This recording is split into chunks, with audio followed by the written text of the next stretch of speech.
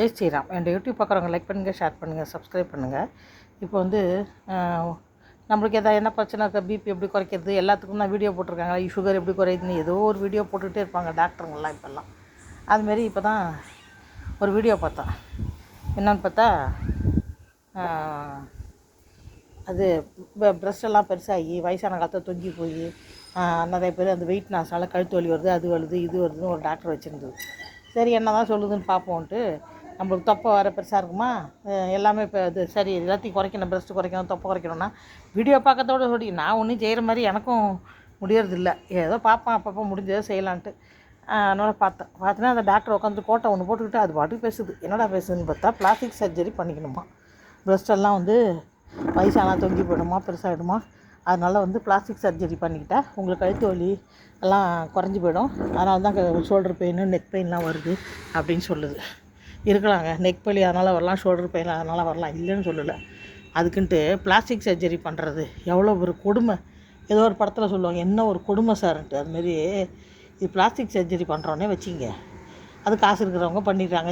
ஸ்ரீதேவி மாதிரி காசு இருக்கிறவங்க பண்ணிக்குவாங்க. அதில் வந்து கடவுள் வந்து படைத்த நம்ம உடம்புல இந்த நரம்பெல்லாம் சின்ன சின்ன நரம்புகள்லாம் இருக்கும். அதெல்லாம் வந்து நம்ம கண்ணால் பார்க்கல, நம்ம சயின்ஸ் படிக்கல, இருந்தால் கூட நம்மளுக்கு பேசிக்காக யோசித்து பார்த்திங்கன்னா சின்ன சின்ன நரம்புகள்லாம் இருக்கும். சின்ன ரத்த ஓட்டம் போகிறதுக்கு எல்லாத்துக்குமே கடவுள் ஒரு இவ்வளோ தான் அம்மா இருக்கணுன்ட்டு ஒரு அம்மா படைச்சிருப்பார். அது வந்து நம்ம உடம்புக்கு தகுந்த மாதிரி பெரிய சைஸில் சின்ன சைஸில் வேணால் இருக்கலாம். பட் வந்து இத்தனை நரம்பு இருக்கணும், இத்தனை இது இருக்கணும்னு ஒரு கணக்கு எல்லாத்தையும் வச்சு தான் படைச்சிருக்குது. அது அதை போய் நம்ம நோண்டிக்கிட்டு அதை கட் பண்ணி விட்டு பிளாஸ்டிக் சர்ஜரி பண்ணுறேன்ட்டு அது கண்டபடி அறுத்து விட்டாங்கன்னு வச்சுங்க, அது ரத்த ஓட்டம் சீராக இருக்குமா, அதனால் என்ன காம்ப்ளிகேஷன் வரும், சைடு எஃபெக்ட் இல்லாமல் இருக்குமா, யோசிச்சு பார்த்தா பயமாக இருக்குங்க.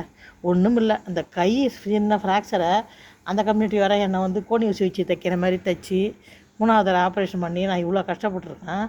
இந்த மாதிரி அரைக்குறையாக படிச்சுட்டு வந்த எந்த டாக்டருக்கு ஒழுங்கான டாக்டர், எந்த டாக்டர் அரைக்குறையான டாக்டர்னு நம்மளுக்கு தெரிய மாட்டேங்குது. இந்த லட்சணத்தில் பிளாஸ்டிக் சர்ஜரி பண்ணிவிட்டு என்ன ஆகிறது யோசிச்சு பாருங்கள். அதை விட இன்னொரு தமாஷை என்னென்னா, தெலுங்கில் ஒரு பொண்ணு வந்து இந்த ஈடிவின்னு ஒரு சேனல் இருக்குது, அதில் வந்து சமையல்லாம் பண்ணும், ரொம்ப வருஷமாக பண்ணிகிட்டு இருக்கு அந்த பொண்ணு. அந்த பொண்ணுக்கு ஒரு 40 வயசு இருக்கும். அதுக்கு வந்து நெத்தி ஆகி போய் முண்டி இருக்க முடியெல்லாம் கொட்டி போச்சான். அதுக்குன்ட்டு பின்னாடி சரிச்சு பின்பக்கம் நிறையா முடி இருக்குது, ஒரு பெரிய பஞ்சாக முடியை எடுத்து அதை முன்னாடியே ஒட்ட வச்சுட்டாங்க போல இருக்குது. சரிச்சதையும் காமிச்சிது, ஒட்ட வச்சதையும் காமிச்சிது.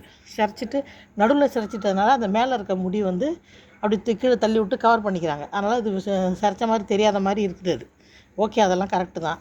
இப்போ வந்து இது காலை நக்காத வந்து சும்மா இருக்க மாட்டீங்களல்ல, ஒரு நிமிஷம் சும்மா இருக்கிறது இல்லை, உட்கார விட்றதில்ல என்ன வந்து அது வந்து பண்ணிக்கிதுனே வச்சிங்க. அது என்ன சொல்லுது, 5 நாள் வீட்டில் இருக்க சொன்னாங்க. அந்த ஆப்ரேஷன் தலையில் சிரைச்சி இது ஒட்ட வச்சதுனால அந்த 5 நாள் வரைக்கும் மூஞ்சி கொஞ்சம் வீங்கி போயிடுமா, அப்போ நார்மல் ஆகிடுமா அப்படின்னு சொன்னாங்களாம். இதெல்லாம் கேட்கறதுக்கு பயமாக இல்லை? அது வந்து தலையில் பொதுவாக வந்து தலையிலேயே கை வைக்கக்கூடாதுன்னு பெரியவங்க சொல்லுவாங்க. நம்ம ஆப்ரேஷன் பண்ணிக்கிறதுலாம் கை காலை பண்ணிட்டுறதுவே பெரிய பிரச்சனை கொடுக்கும். தலையிலலாம் ஆப்ரேஷன் பண்ணிட்டேன்னு வச்சுக்க, அது வந்து மூளைக்கு போகிற நரம்பெல்லாம் பாதிச்சிச்சின்னா என்ன ஆகுறது. இது மேலே சரிச்சி எடுத்து அந்த முடியை முன்னாடி கொட்ட வைக்கிறாங்கன்னே வச்சுக்கோங்க, அதோட சைடு எஃபெக்ட் வந்து இல்லாமல் இருக்குமா, அதோட என்ன ஆகுமோ தெரியாது நம்மளுக்கு. இதெல்லாம் வந்து அதை முன்னாடி கொஞ்சம் நெத்தியாக இருக்குன்னா அந்த சமயத்தில் வேணால் கொஞ்சம் விற்க மாட்டிக்கிட்டு, அந்த பொண்ணுக்கும் 40 வயசுக்கு மேலே தான் இருக்கும், நல்லா நெத்தியாக இருந்தால் இருந்துட்டு போகுதுன்னு விட்டுருக்கணும். அப்படி இல்லாட்டி ஒரு விக்கு ஒன்று வாங்கி டிவி சீரியல்லாம் டிவிலலாம் வர்றதுனால அந்த டைமில் அந்த விக்கை எடுத்து வச்சுக்கிட்டு ஷோ முடிஞ்சோடனே கட்டி வச்சுக்கலாம், அப்படியும் பண்ணலாம். அதை விட்டுவிட்டு இந்த மாதிரி சிரைச்சி முன்னாடி ஓட்டுறதெல்லாம் வைக்கிறதுங்கிறது எனக்கு உண்மையிலே அவசியம் இல்லாமல் டாக்டர்கிட்ட போகக்கூடாதுங்கிற ஒரு தாட்டுக்கே வந்துட்டேன் நான். ஏன்னா ஏதோ சிஜிஹெச் கவரேஜ் இருக்குது, இன்சூரன்ஸ் இருக்குதுன்னு நம்ம போயிட்டோன்னு வச்சுங்க, நம்மளை வந்து ஒரு வழி பண்ணிவிட்றாங்க. அது திருப்பி நம்மளை ஒரு எனக்கு ரைட் ஹேண்டை வந்து ஹேண்டிகேப்டு மாதிரி ஆகிவிட்டேன் நான். இப்போ திருப்பி ஒரு கோயிலுக்கு போனால் ஒரு தீர்த்தம் கூட வாங்க முடியாத அளவுக்கு கை திரும்ப மாட்டேங்குது, அந்த நிலைமை கொண்டாந்து விட்டானோ. இந்த லட்சணத்தில் இவனுள்கிட்ட போய் ஆப்ரேஷன் வேறு பண்ணிக்கணும், பிளாஸ்டிக் சர்ஜரி பண்ணிக்கணும். பிளாஸ்டிக் சர்ஜரி பண்ணுறோம், ஒழுங்காக பண்ணுவான்னு கேரண்டி யார் கொடுக்குது நம்மளுக்கு? எவ்வளோ பிரச்சனை பாருங்கள். தயவுசெய்து யாருமே எந்த உடம்புல அழகு குறைக்கிறேன், வெயிட்டு குறைக்கிறேன்ட்டு யாரோ ஏதோ சொல்கிறாங்கன்ட்டு பிளாஸ்டிக் சர்ஜரி பண்ணிக்கிறேன், அதை பண்ணிக்கிறேன்ட்டு பண்ணிக்காதீங்க. ஏன்னா பார்க்கறதுக்கு உண்மையிலே பயமாக இருக்குது. நம்ம பெரிய ஒன்றும் அதை பற்றி சயின்ஸ் நாலேஜ் இல்லைன்னா கூட அந்த நரம்பெல்லாம் கட் ஆகிடாதா, தொப்பையில் செஸ்ட் எல்லாம் கட் ஆகினா என்ன ஆகுறது?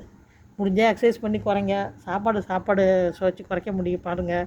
ஏன்னா ஒன்றுமே முடியல வச்சுங்க, என்ன மாதிரி அழுதுட்டா உட்காருங்க, அவ்வளோதான். டாக்டர்கிட்ட மட்டும் போய் எந்த ஆப்ரேஷனும் பண்ணிக்காதீங்க. உடம்ப குறைக்கிறான், வயிற்றை குறைக்கிறான், ப்ரெஸ்ட்டு குறைக்கிறான்ட்டு எல்லாம் அவர் அனுபவம் தான், வேறு என்ன.